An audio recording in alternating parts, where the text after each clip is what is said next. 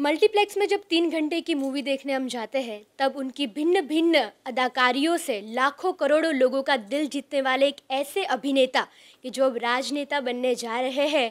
और अगर जनता ने उनको पसंद किया तो ये 3 घंटे की मूवी की शूटिंग नहीं पर 5 साल की एक ऐसी शूटिंग होगी कि जिसमें जनता की सेवा उनको करनी पड़ेगी। जी हाँ, मैं बात कर रही हूँ परेश रावल जी की, कि जो अपना कीमती समय निकाल के संदेश न्यूज़ के साथ जुड़े हैं। परेश रावल जी, अब प्रचार शांत हो चुके हैं, तो सबसे पहले तो ये बताइए कि आज रात सबसे पहले क्या करेंगे आप?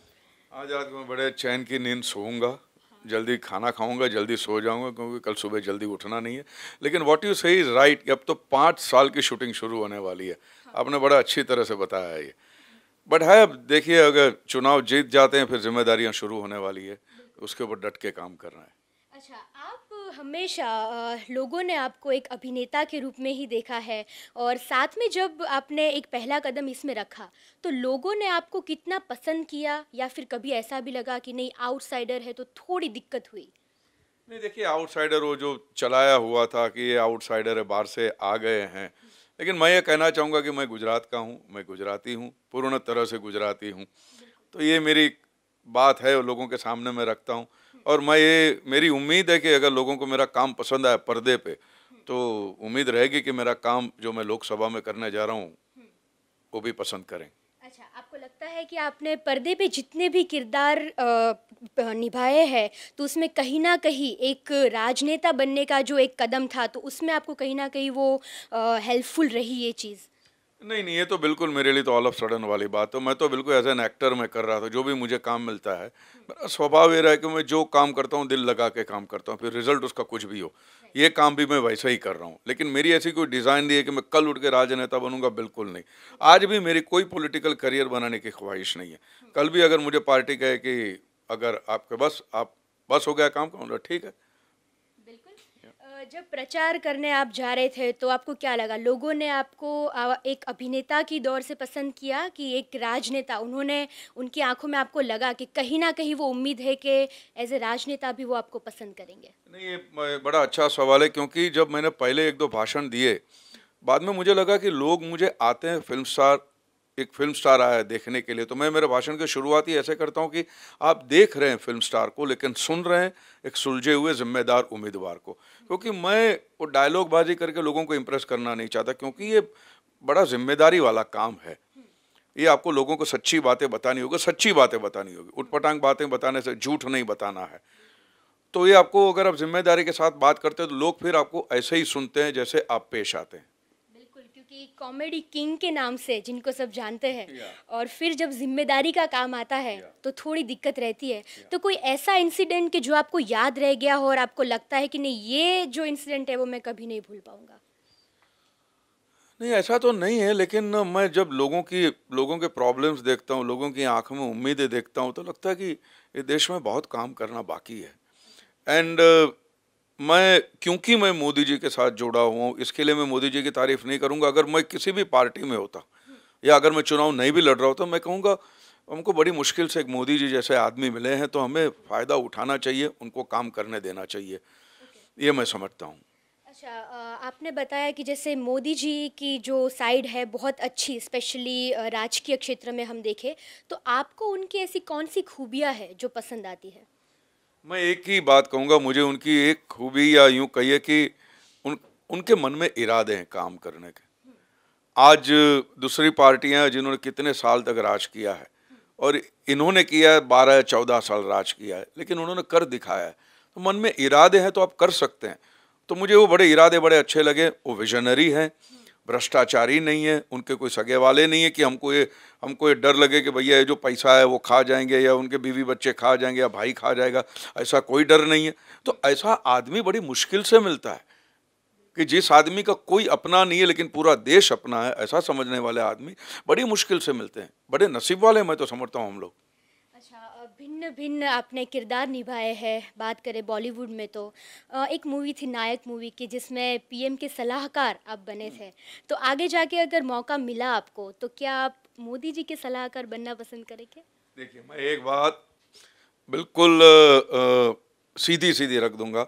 मेरी ऐसी कोई औकात नहीं है कि मैं पीएम का एडवाइजर बन सकूं, नंबर 1। रही बात दूर मिनिस्ट्री वगैरह की, उसमें भी उसके लिए भी ट्रेनिंग चाहिए, आपका ज्ञान चाहिए। मैं एक एक्टर था, मुझे टिकट दी, मैं आया हूँ और लोगों की दुआ से अगर मैं जीत जाता हूँ तो मैं चुनाव जीता हुआ उम्मीदवार हूँ। लेकिन उसके लिए जो एक एक्स्ट्रा क्वालिटी लगती है मिनिस्ट्री के लिए या पीएम का एडवाइजर, वो भी मोदी साहब का एडवाइजर बनना, आपको कितना ज्ञान होना चाहिए।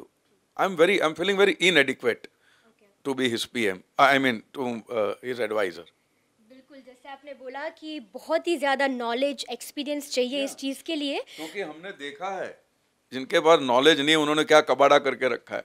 तो we really need knowledgeable and committed people.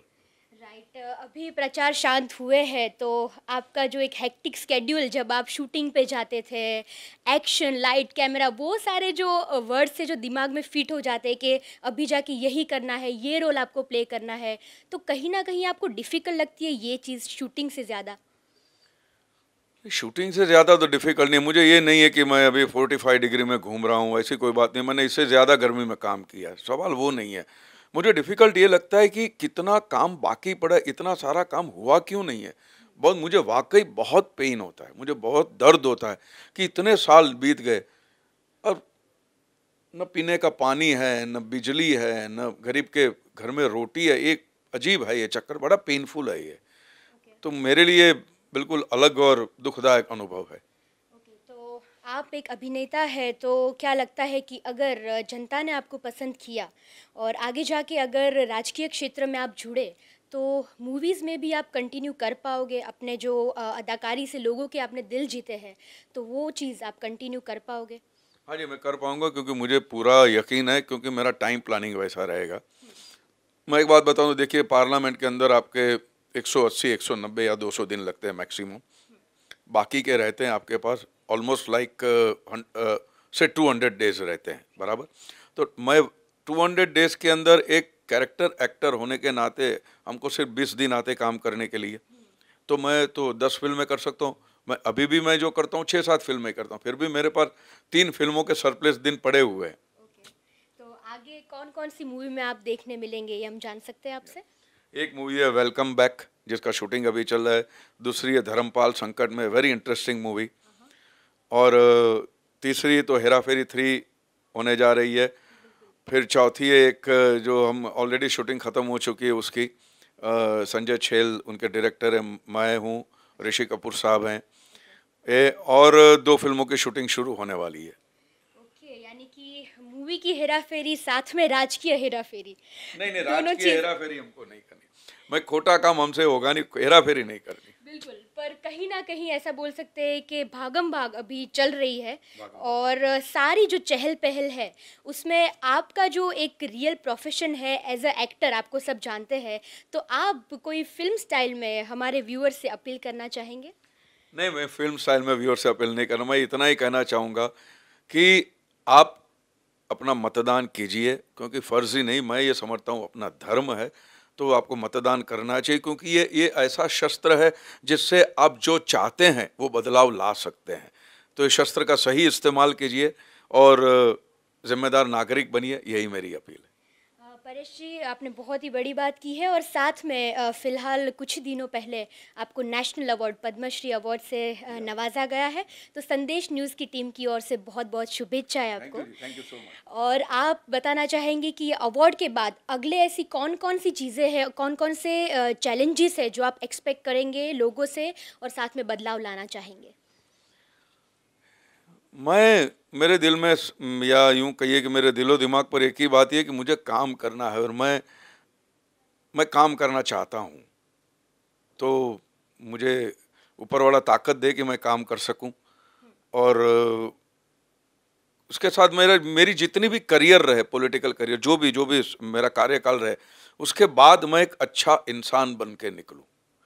मेरी इंसानियत में कहीं दाग न लगे, यही मेरी ऊपर वाले से दुआ है, प्रार्थना है। Thank you so much and wish you all the best for the same. So friends, ये थे हमारे साथ परेश रावल जी, जिन्होंने बहुत ही कम शब्दों में बहुत बड़ी बातें की है और साथ में उन्होंने बोला है कि बहुत सारी ऐसी चीज़ें हैं कि जिनमें बदलाव वो लाना चाहते हैं, बट एक बार जब वो इलेक्ट हो जाएंगे उसके बाद कितना प्रैक्टिकली ये पॉसिबल है और कौन कौन सी चीज़ों में वो बदलाव लाएंगे वो तो समय ही बताएगा। कैमरामैन विनोद शर्मा के साथ दीपाली गढ़वी, संदेश न्यूज़, अहमदाबाद।